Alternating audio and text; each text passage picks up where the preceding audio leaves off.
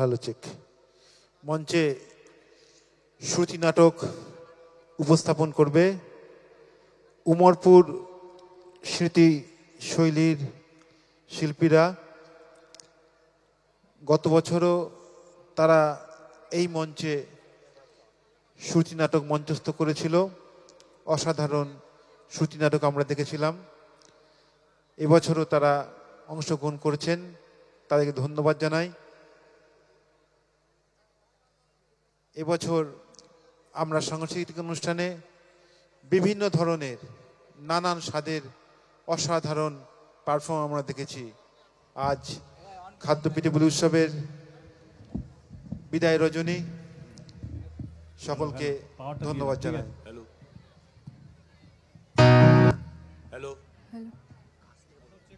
Hello hello hello hello hello hello hello hello hello hello hello ঠিক আছে hello ঠিক আছে hello hello hello hello hello check hello hello hello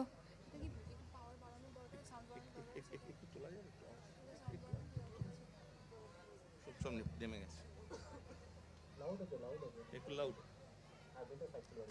hello hello hello hello hello hello ঠিক আছে hello হ্যাঁ madam ঠিক আছে hello ঠিক আছে hello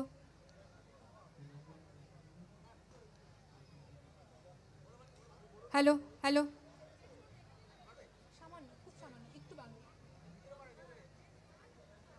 hello hello hello hello hello hello hello hello hello ঠিক আছে hello hello hello hello hello hello hello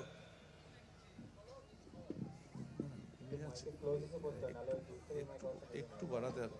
hello hello hello hello hello hello hello hello ঠিক আছে স্টার্ট স্টার্ট। নমস্কার, শুভ সন্ধ্যা। উমরপুর শ্রুতিশৈলীর পক্ষ থেকে সকলকে জানাই নতুন বছরের অনেক শুভেচ্ছা। ধন্যবাদ জানাই খাদ্য ও পিঠেপুলি উৎসবের আয়োজক মাননীয় শ্রী দেবপ্রসাদ বাগ মহাশয়কে। পাশাপাশি ধন্যবাদ জানাই সুরজিৎ মুখার্জি মহাশয়কে। এর পাশাপাশি ধন্যবাদ জানাই বিশিষ্ট সমাজসেবিকা মানবিকা বাগ মহাশয়াকে। শুরু করতে চলেছি আমাদের শ্রুতি নাটক মৈনাক সেনগুপ্তের লেখা ফ্যাক্টর এক্স। চরিত্রাভিনয়ে রমেন শ্রীদীপ্তরূপ ব্যানার্জি, কবিতার চরিত্রে আমি সুজাতা মল্লিক, রাজীবের চরিত্রে শ্রী সুরজিৎ বোস মহাশয়, সুলগ্নার চরিত্রে রাখি দেবনাথ মহাশয়া। শুরু করছি আমাদের শ্রুতি নাটক ফ্যাক্টর এক্স।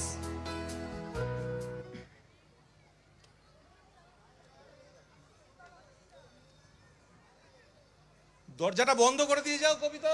হ্যাঁ যাই। আর হ্যাঁ, কোনো উটকো লোক এলে একেবারে দরজাটা খুলবে না, চারিদিকে বড্ড চুরি ডাকাতি হচ্ছে। উফ, এই রোজ রোজ এক কথা কত মনে করাবে বলো তো।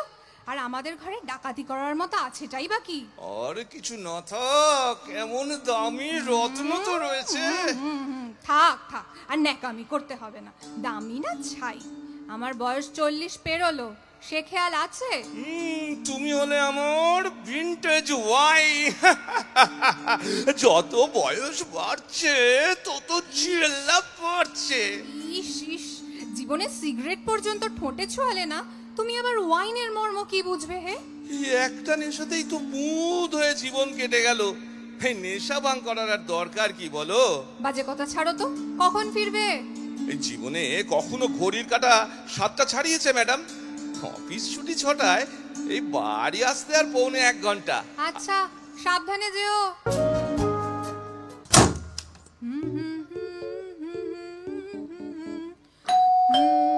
যাই।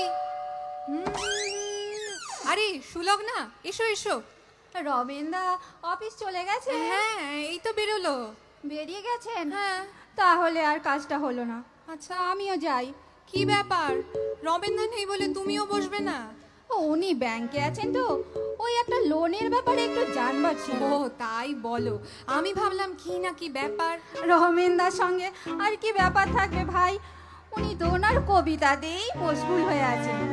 এই আবাসনে এমন কোনো লোক নেই যে আমার সঙ্গে গায়ে পড়ে কথা বলে না, অথচ রমেনদা কোনো দিন মুখ তুলে পর্যন্ত কথা বলেন না।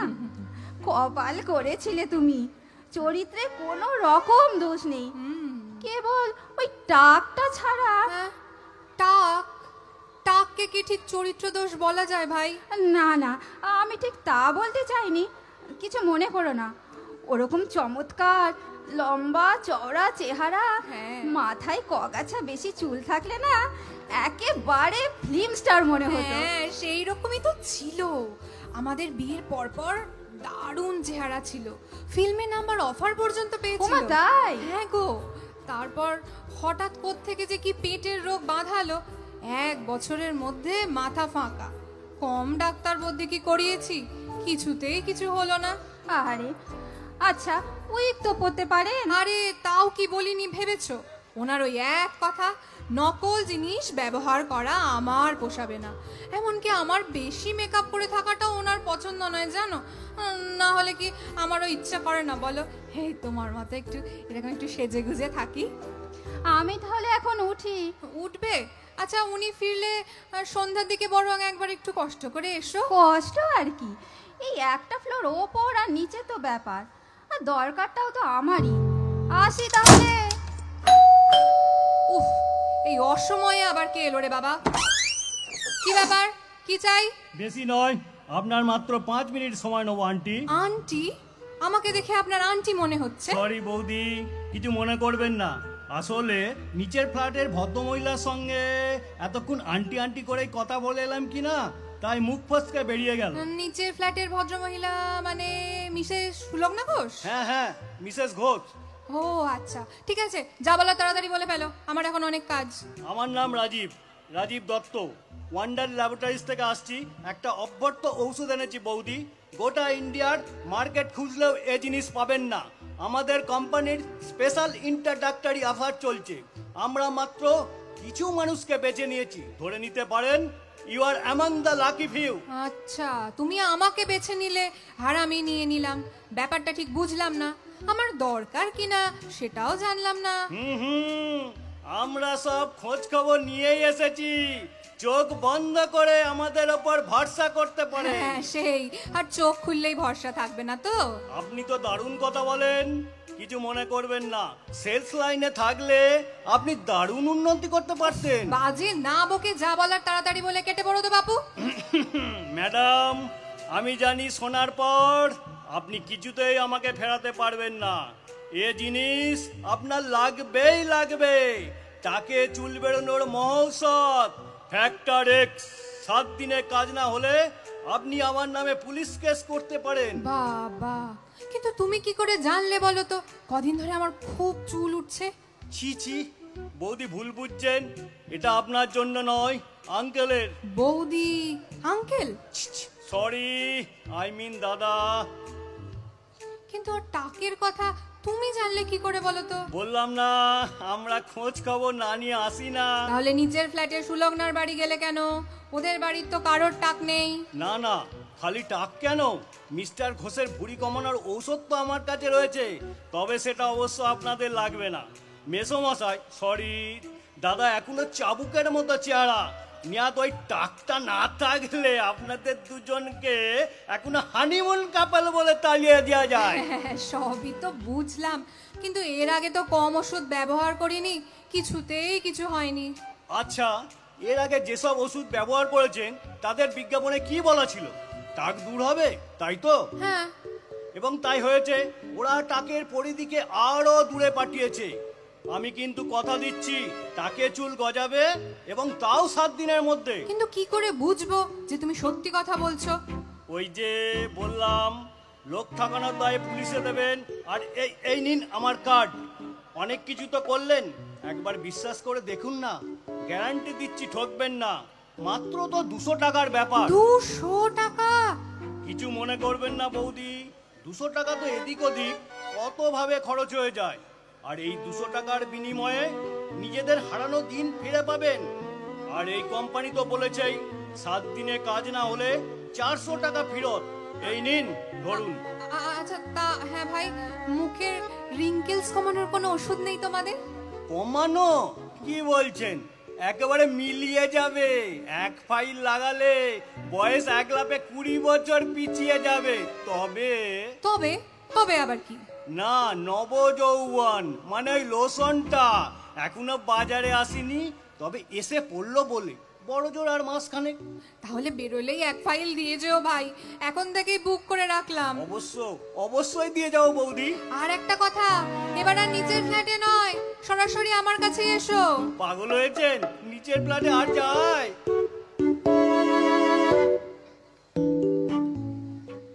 আরে আরে আরে আরে শিগগির শিগগির ওঠো। আরে আরে আরে আরে ওঠো ওঠো ওঠো। আরে বিছানা ছেড়ে ওঠো। কি হলোটা কি? হ্যাঁ, রবিবার একটু বেলা পর্যন্ত ঘুমোবো, সকাল থেকে একদম হইচই আরম্ভ করলে। আরে ওঠো ওঠো, জীবনে এরকম অনেক রবিবার আসবে যাবে। আরে আরে হাত ধরে টানাটানিটা করছো কেন? এমন সকাল আর আসবে না, ওঠো ওঠো তাড়াতাড়ি তাড়াতাড়ি। আরে ওঠো, উঠে একবার নিজের চেহারাটা আয়নায় দেখোই না। এই দেখো এই দেখো। আরে বাস, এই যে এক মাথা কালো চুল। তবে দেখো, 7 দিন বলেছিল, 5 দিনের মাথাতেই একেবারে হাতে না হাতে ফল। আরে কদিন ধরে তুমি আমাকে যা নয় তাই বলেছো। আমি উটকো লোককে ঘরে ঢুকিয়েছি, আমাকে টুপি পরিয়ে 200 টাকা নিয়ে গেছে, আরো কত কি। আরে আরে এত চোখছো কেন? তবে দুম করে দরজা খুলে দেওয়াটা তোমার উচিত হয়নি। আচ্ছা, চোর ডাকাতও তো হতে পারতো। আমি তোমাকে বলিনি? ম্যাজিক আই দিয়ে আমি দেখলাম, ছেলেটা অনেকটা আমার ভাই বিল্টুর মতো দেখতে। আর রাগ করো কেন? আসলে এর আগেও তুমি অনেকবার ঠকেছো। এই ছেলেটা যে ঠকাবে না আমি তো প্রথমেই বুঝেছিলাম। কিভাবে বুঝেছিলে? কেন, আমি তোমাকে বলিনি? খুব স্মার্ট আর বুদ্ধিমান ছেলে, অত মেকআপের মধ্যেও ঠিক সুলগ্নার বয়স বুঝে ফেলেছে। সারাক্ষণ ওকে নাকি আন্টি আন্টি করে কথা বলেছে। আমাকে অবশ্য 1-2বার বলে ফেলেছে, তবে খুব তাড়াতাড়ি শুধরেও নিয়েছে। হ্যাঁ গো, অফিস থেকে কদিন ছুটি নাও না, কদিন বেরিয়ে আসি। ছুটি? হ্যাঁ। এখন? হ্যাঁ। এখন তো অফিসে খুব কাজের চাপ। না না না না না, আমি কিন্তু কিচ্ছু শুনবো না। তোমাকে ছুটি নিতেই হবে আজ থেকেই। কিভাবে ম্যানেজ করবে তুমিই জানো। তোমার এই চুল বেরোনোটা একটু সেলিব্রেট করবো না? আর তোমার নবযৌবন লোশনটা যখন আসবে তখন না হয় আর একবার যাবো, কি বলো?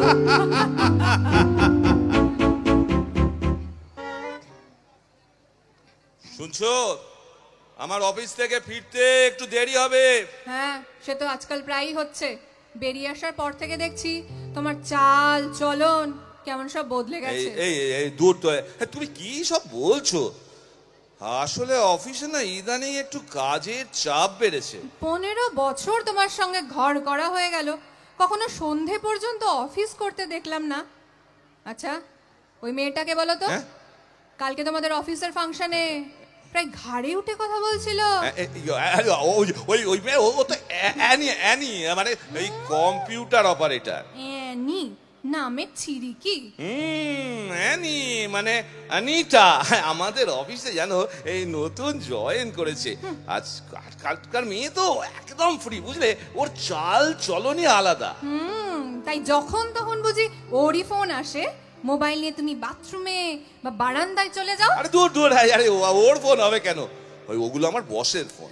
ও, আর তোমাদের অফিসে বুঝি বসকে ডিয়ার হানি এসব বলে ডাকতে হয়? দূর দূর, তুমি কি শুনতে কি শুনেছো? ইএনটি দেখাও তুমি, বুঝলে? আচ্ছা, এই তুমি কি আমাকে সন্দেহ করছো নাকি? না না না না না, সন্দেহ করছি না। তবে চুল বেরোনোর পর তোমার চুলবুলুনিটাও যে বেড়েছে সেটা আমার নজরে পড়েছে।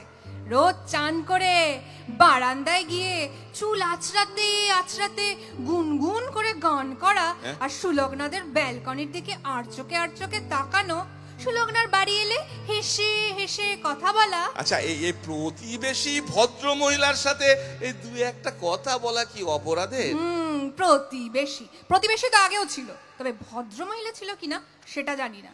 তখন তেমন গলে গলে পড়তে দেখিনি। এখন এসো, যখন ইচ্ছা হয় খোঁয়ারে ফিরো, জাবনা তৈরি থাকবে। কে? আমি সুলগ্না। রমেনদা বেরিয়ে গেছেন? কেন, আজ আবার ব্যাংকের কোনো দরকার বুঝি? কি ব্যাপার, যেন রেগে আছো মনে হচ্ছে। নিচ থেকে অবশ্য শোনা বোঝাই যাচ্ছিল something is wrong in the home front. কই না তো। নাও হতে পারে অবশ্য, ওপর নিচে ফ্ল্যাট তো, জোরে জোরে কথাবার্তা শোনা যাচ্ছিল তোমাদের দুই লাভবার্ডসের বাড়ি থেকে। এরকমটা তো কখনো শোনা যায় না। তাই তোমার দিলীপদা বলছিলেন, দেখো কবিতা বোধহয় কালকের ঘটনাটা জেনে ফেলেছে, তাই বোধহয় অশান্তি হচ্ছে। কালকের কই কিছু জানি না তো। ও, তুমি জানো না কিছু? তবে থাক ভাই, আমি বলে আর কেন দোষের ভাগী হই। দেখো, ওই রকম বিচ্ছিরি সাসপেন্স আমার একটুও ভালো লাগে না। যা বলার তাড়াতাড়ি বলে ফেলো তো। আচ্ছা বেশ, এত চাপাচাপি করছো যখন, আসলে তোমার দিলীপদা কাল অফিস থেকে বেরোবার সময় দেখেছে রমেনদা নাকি একটা কম বয়সী মেয়ের সঙ্গে একটু রেস্টুরেন্টে ঢুকছিল। হ্যাঁ, কম বয়সী মেয়ে? কেমন দেখতে কিছু বলেছেন? হ্যাঁ বলেছে তো, ফর্সা, লম্বা মতো, কাঁধ পর্যন্ত চুল। ও ও ও তো অর্নিতা, ওদের অফিসে কাজ করে। মানে হয়েছে কি, আসলে ব্যাপারটা কি হলো, ওদের কোনো ক্লায়েন্ট মিট করতে রেস্টুরেন্টে যেতে হয়েছিল। দিনকাল বদলাচ্ছে তো, ব্যবসা বাড়ানোর জন্য কত কিছু করতে হয়। ও তো বাড়ি এসে বলেছিল। হ্যাঁ, তোমার দিলীপদা তো দেখেছে একটা সিনেমা হল থেকে বেরিয়ে রাস্তা পেরিয়ে ওরা দুজনে রেস্টুরেন্টে ঢুকছিল। মেয়েটা না আবার রমেনদার কোমর জড়িয়ে হাঁটছিল। কে জানে, দিনকাল বদলাচ্ছে তো, কত কিছু করতে হয়। আমি এখন আসি ভাই। আজ বাড়ি ফিরুক, দেখাচ্ছি মজা। চুল বেরোতে না বেরোতেই এত চুল বলেনি, এতবার সব চুল আমি আজ টেনে টেনে টেনে টেনে ওপড়াবো। এই চুল না থাকলে চুল বুলানিটাও কোথায় যায় আমি দেখবো আজকে আমি।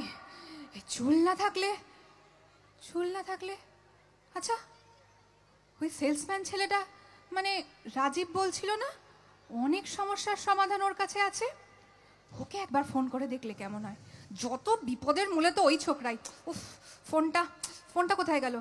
এই তো এখানেই ছিল, এই তো।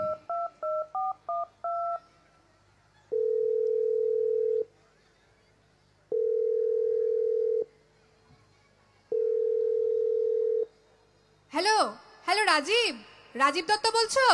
আমি মিসেস কবিতা রায়, চিনতে পারছো? হ্যাঁ, চিনতে পারবো না কেন? আপনার নবযৌবন লোশন তো না কালকেই লঞ্চ হচ্ছে, না। পরশু সকাল সকাল আপনার বাড়ি পৌঁছে যাচ্ছি। না, আমি নবযৌবনের জন্য ফোন করছি না তোমাকে ভাই, আমার ভীষণ দরকার আজকে এক্ষুনি। কিন্তু আজকে আমি তো বৌদি ভীষণ ব্যস্ত আছি। ব্যস্ত বললে হবে না ভাই, তুমি আমার এমার্জেন্সিটা বুঝতে পারছো না। আপনার ওই একই প্রবলেম, আবার টাকা ফেরত চাইছেন। হ্যাঁ, কিন্তু তুমি জানলে কি করে?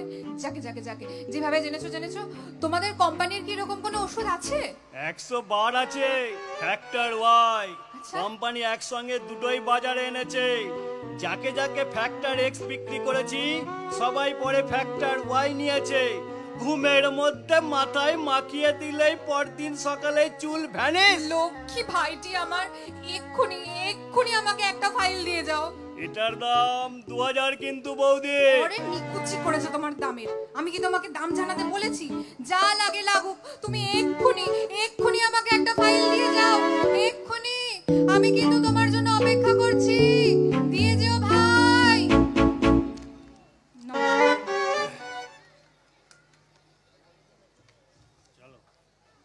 হ্যালো চেক, অসাধারণ। সুন্দর একটি শ্রুতি নাটক আমরা শুনলাম।